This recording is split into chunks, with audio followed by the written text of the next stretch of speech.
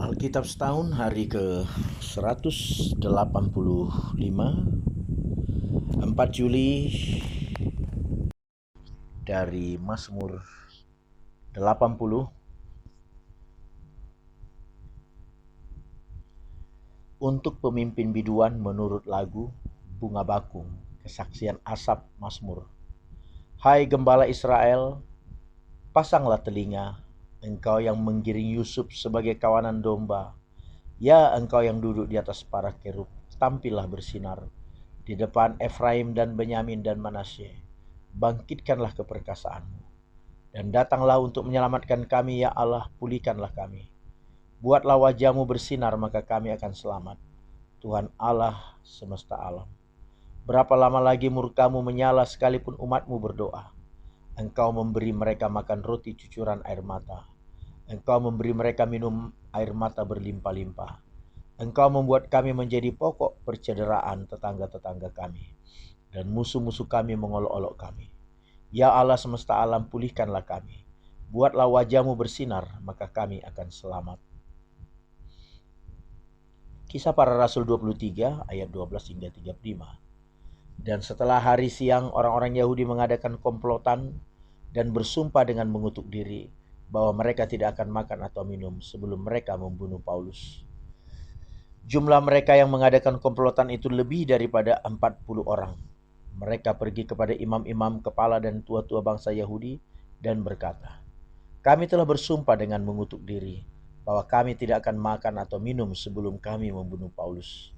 Karena itu hendaklah kamu bersama-sama dengan mahkamah agama menganjurkan kepada kepala pasukan supaya ia menghadapkan Paulus lagi kepada kamu, seolah-olah kamu hendak memeriksa perkaranya lebih teliti, dan sementara itu kami sudah siap untuk membunuh dia sebelum ia sampai kepada kamu. Akan tetapi kemenakan Paulus, anak saudaranya perempuan, mendengar tentang penghadangan itu. Ia datang ke markas dan setelah diizinkan masuk, ia memberitahukannya kepada Paulus. Lalu Paulus memanggil salah seorang perwira dan berkata kepadanya, bawalah anak ini kepada kepala pasukan, karena ada sesuatu yang perlu diberitahukannya kepadanya. Perwira itu membawanya kepada kepala pasukan dan berkata, Paulus orang tanah itu memanggil aku dan meminta supaya aku membawa anak muda ini kepadamu, sebab ada yang perlu diberitahukannya kepadamu. Maka kepala pasukan itu memegang tangan anak muda itu, lalu membawanya ke samping dan bertanya, apakah yang perlu kau beritahukan kepadaku? Jawabnya, orang-orang Yahudi telah bersepakat untuk meminta kepadamu supaya besok engkau menghadapkan Paulus lagi ke hadapan mahkamah agama.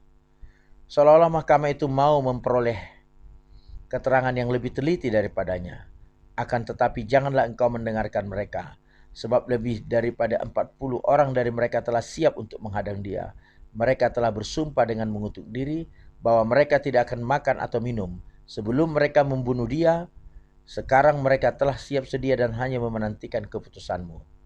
Lalu kepala pasukan menyuruh anak muda itu pulang dan memerintahkan kepadanya, jangan katakan kepada siapapun juga bahwa engkau telah memberitahukan hal ini kepadaku. Kemudian kepala pasukan memanggil 2 perwira dan berkata, siapkan 200 orang prajurit untuk berangkat ke Kaisarea beserta 70 orang berkuda dan 200 orang bersenjata lembing, kira-kira pada jam 9 malam ini. Sediakan juga beberapa keledai tunggang untuk Paulus dan bawalah dia dengan selamat kepada wali negeri Felix. Dan ia menulis surat yang isinya sebagai berikut. Salam dari Claudia Lysias kepada wali negeri Felix yang mulia. Orang ini ditangkap oleh orang-orang Yahudi dan ketika mereka hendak membunuhnya, aku datang dengan pasukan mencegahnya dan melepaskannya. Karena aku dengar bahwa ia adalah warga negara Roma. Untuk mengetahui apa alasannya mereka mendakwa dia, aku menghadapkannya ke mahkamah agama mereka. Ternyatalah bagiku bahwa ia didakwa karena soal-soal hukum Taurat mereka, tetapi tidak ada tuduhan atas mana ia patut dihukum mati atau dipenjarakan. Kepadaku telah diberitahukan bahwa ada komplotan merencanakan membunuh dia. Karena itu aku segera menyuruh membawa dia kepadamu, sebab kepada para pendakwa telah diberitahukan bahwa mereka harus mengajukan perkara itu kepadamu. Lalu prajurit-prajurit itu mengambil Paulus sesuai dengan yang diperintahkan kepada mereka dan membawanya pada waktu malam ke Antipatris. Pada keesokan harinya mereka membiarkan orang-orang berkuda dan Paulus meneruskan perjalanan, dan mereka sendiri pulang ke markas. Setibanya di Kaisarea, orang-orang berkuda itu menyampaikan surat itu kepada wali negeri, serta menyerahkan Paulus kepadanya. Dan setelah membaca surat itu, wali negeri itu menanyakan Paulus dari provinsi manakah asalnya. Dan ketika ia mendengar bahwa Paulus dari Kilikia, ia berkata, "Aku akan memeriksa perkaramu. Bila para pendakwamu juga telah tiba di sini," lalu ia menyuruh menahan Paulus di istana Herodes.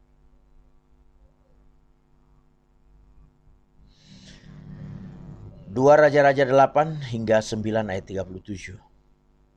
Dalam tahun kelima zaman Yoram, anak Ahab Raja Israel, pada waktu itu Yosafat adalah Raja Yehuda. Yoram anak Yosafat Raja Yehuda menjadi raja. Ia berumur 32 tahun pada waktu itu. Ia menjadi raja dan 8 tahun lamanya ia memerintah di Yerusalem. Ia hidup menurut kelakuan raja-raja Israel seperti yang dilakukan keluarga Ahab, sebab ia menjadi istrinya adalah anak Ahab. Ia melakukan apa yang jahat di mata Tuhan. Namun demikian Tuhan tidak mau memusnahkan Yehuda oleh karena Daud hambanya, sesuai dengan yang dijanjikannya kepada Daud, bahwa ia hendak memberikan keturunan kepadanya dan kepada anak-anaknya untuk selama-lamanya. Pada zamannya memberontaklah Edom dan melepaskan diri dari kekuasaan Yehuda, dan mereka mengangkat seorang raja atas mereka sendiri. Maka majulah Yoram ke Zair bersama-sama dengan seluruh keretanya. Pada waktu malam bangunlah ia, lalu bersama-sama dengan para panglima pasukan kereta, ia menerobos barisan orang Edom yang mengepung dia. Tetapi rakyatnya melarikan diri pulang ke rumahnya. Demikianlah Edom memberontak dan terlepas dari kekuasaan Yehuda sampai sekarang ini. Lalu Libna pun memberontak pada masa itu juga.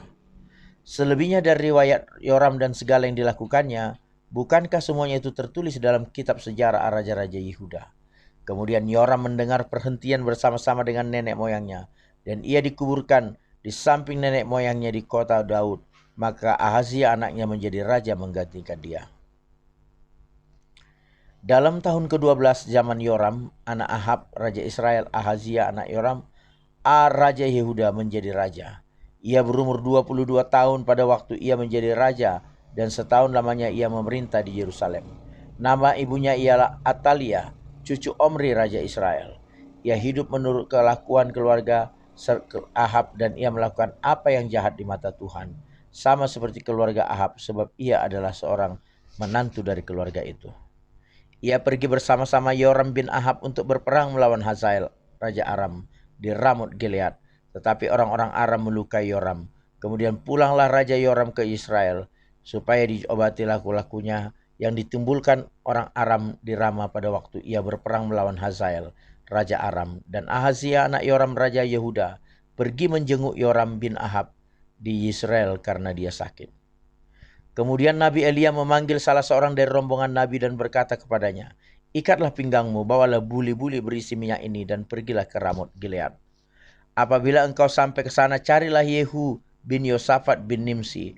Masukkanlah, ajak dia berangkat dari tengah-tengah temannya, dan bawalah dia ke ruang dalam. Kemudian ambillah buli-buli berisi minyak itu, lalu tuangkan isinya ke atas kepalanya dan katakan, 'Beginilah firman Tuhan, telah kurapi engkau menjadi raja atas Israel. Sesudah itu bukalah pintu, larilah dan jangan berlambat-lambat.' Lalu Nabi muda itu pergi ke Ramot Gilead. Setelah ia sampai, maka tampaklah panglima-panglima tentara sedang duduk berkumpul. Lalu ia berkata, 'Ada pesan kubawa untukmu, ya panglima.' Yehu bertanya, 'Untuk siapa dari kami sekalian?' Jawabnya, 'Untukmu yang panglima.' Lalu bangkitlah Yehu dan masuk ke dalam rumah. Nabi muda itu menuangkan minyak ke atas kepala Yehu serta berkata kepadanya, 'Beginilah firman Tuhan Allah Israel, telah kurapi engkau menjadi raja atas umat Tuhan, yaitu orang Israel. Maka engkau akan membunuh keluargamu, tuanmu Ahab, dan dengan demikian aku membalaskan kepada Isabel darah hamba-hambaku, nabi-nabi itu, bahkan darah semua hamba Tuhan. Dan segenap keluarga Ahab akan binasa, dan aku akan melenyapkan daripada Ahab setiap orang laki-laki, baik yang tinggi maupun yang rendah kedudukannya di Israel. Dan aku akan memperlakukan keluarga Ahab sama seperti keluarga Yerobeam bin Nebat, dan sama seperti keluarga Baesa bin Ahia. Isabel akan dimakan anjing di kebun di luar Israel, dengan tidak ada orang yang menguburkannya. Kemudian nabi itu membuka pintu lalu lari. Apabila Yehu keluar mendapatkan pegawai-pegawai tuannya, berkatalah seorang kepadanya, "Apa kabar? Mengapa orang gila itu datang kepadamu?" Jawabnya kepada mereka, "Kamu sendiri mengenal orang itu dengan omongannya." Tetapi mereka berkata, "Dusta, cobalah beritahukan kepada kami." Raja lalu katanya, "Begini-beginilah dikatakannya kepadaku, demikianlah firman Tuhan, telah kuurapi engkau menjadi raja atas Israel." Segeralah mereka masing-masing mengambil pakaiannya dan membentangkannya di hadapan kakinya, begitu saja di atas tangga. Kemudian mereka meniup sangkakala serta berseru, "Yehu raja." Demikianlah Yehu bin Yosafat bin Nimsi mengadakan persepakatan melawan Yoram. Adapun Yoram sedang berjaga-jaga di Ramot Gilead Aram, bersama-sama dengan segenap orang Israel menghadapi Hazael raja Aram. Tetapi Raja Yoram sendiri telah pulang ke Israel, supaya luka-lukanya diobati yang ditimbulkan orang Aram pada waktu ia berperang melawan Hazael raja Aram. Yehu berkata, "Jika kamu tidak setuju, janganlah biarkan siapapun meloloskan diri dari kota untuk memberitahukan hal itu ke Israel." Kemudian Yehu naik kereta dan pergi ke Israel, sebab Yoram berbaring sakit di sana. Juga Ahazia raja Yehuda datang menjenguk Yoram. Ketika penjaga yang sedang berdiri di atas menara di Israel melihat pasukan Yehu datang, berserulah ia, "Ada kulihat suatu pasukan." Berkatalah demikian. Berkatalah Yoram, "Ambillah seorang penunggang kuda, suruhlah ia menemui mereka serta menanyakan, apakah ini kabar?" Lalu pergilah penunggang kuda itu untuk menemuinya dan berkata, "Beginilah," tanya raja, "apakah ini kabar damai?" Jawab Yehu, "Damai." "Damai, bukan urusanmu, baiklah, ikutlah aku." Dan penjaga itu memberitahukan, suruhan sudah sampai kepada mereka, tetapi ia tidak pulang. Disuruhnyalah penunggang kuda yang kedua, dan setelah sampai kepada mereka berkatalah ia, "Beginilah," tanya raja, "apakah ini kabar damai?" Jawab Yehu, "Damai, bukan urusanmu, baiklah, ikutlah aku." Dan penjaga itu memberitahukan, sudah sampai ia kepada mereka, tetapi ia tidak dapat pulang. Dan cara memacunya adalah seperti cara Yehu, cucu Nimsi memacu, sebab ia memacu seperti orang gila. Sesudah itu berkatalah Yoram, "Pasanglah kereta." Lalu orang memasang keretanya, maka keluarlah Yoram raja Israel dan Ahazia raja Yehuda. Masing-masing naik keretanya. Mereka keluar menemui Yehu, lalu menjumpai dia di kebun Nabot, orang Israel itu. Tatkala Yoram melihat Yehu, bertanyalah ia, "Apakah ini kabar damai, hai Yehu?" Jawabnya, "Bagaimana ada damai selama sundal dan orang sihir ibumu Isabel begitu banyak?" Segera Yoram berputar dan mau melarikan diri sambil berseru kepada Ahazia, "Itu tipu, Ahazia." Tetapi Yehu menarik busurnya dengan sepenuh kekuatannya, lalu memanah Yoram di antara kedua bahunya, sehingga anak panah itu menembus jantungnya, maka rebahlah ia di dalam keretanya. Kemudian berkatalah Yehu kepada Bidkar perwiranya, "Angkat dan lemparkanlah mayatnya ke kebun Nabot orang Israel itu. Sebab ketahuilah bahwa pada waktu aku dan engkau berdampingan menunggang kuda mengikuti Ahab ayahnya, maka Tuhan telah mengucapkan terhadap dia hukuman ini. Sesungguhnya aku telah melihat darah Nabot dan darah anak-anaknya tadi malam. Demikianlah firman Tuhan, maka aku akan membalaskannya kepadamu di kebun ini." Kemudian demikianlah firman Tuhan, oleh sebab itu angkat dan lemparkanlah mayatnya ke kebun ini sesuai dengan firman Tuhan. Ketika Ahazia raja Yehuda melihat itu, maka ia pun melarikan diri ke arah Bet Hagan. Tetapi Yehu mengejarnya sambil berkata, "Panahlah dia juga." Maka mereka memanah dia di atas keretanya di pendakian ke gunung dekat Yibleam. Ia lari ke Megido dan mati di sana. Para pegawainya mengangkut mayatnya ke Yerusalem. Lalu mereka menguburkan dia dalam kuburnya sendiri, di samping nenek moyangnya di kota Daud. Adapun Ahazia menjadi raja atas Yehuda dalam tahun ke-11 zaman Yoram bin Ahab. Sampailah Yehu ke Israel. Ketika Isabel mendengar itu, ia mencalak matanya, dihiasinyalah kepalanya, lalu ia menjenguk dari jendela. Pada waktu Yehu masuk pintu gerbang, berserulah Isabel, "Bagaimana selamatkah Zimri, pembunuh tuannya itu?" Yehu mengangkat kepalanya melihat ke jendela itu dan berkata, "Siapa yang di pihakku? Siapa?" Dan ketika 2-3 orang pegawai istana menjenguk kepadanya, ia berseru, "Jatuhkanlah dia." Mereka menjatuhkan dia sehingga darahnya memercik ke dinding dan ke kuda. Mayatnya pun terinjak-injak. Yehu masuk ke dalam, lalu makan dan minum.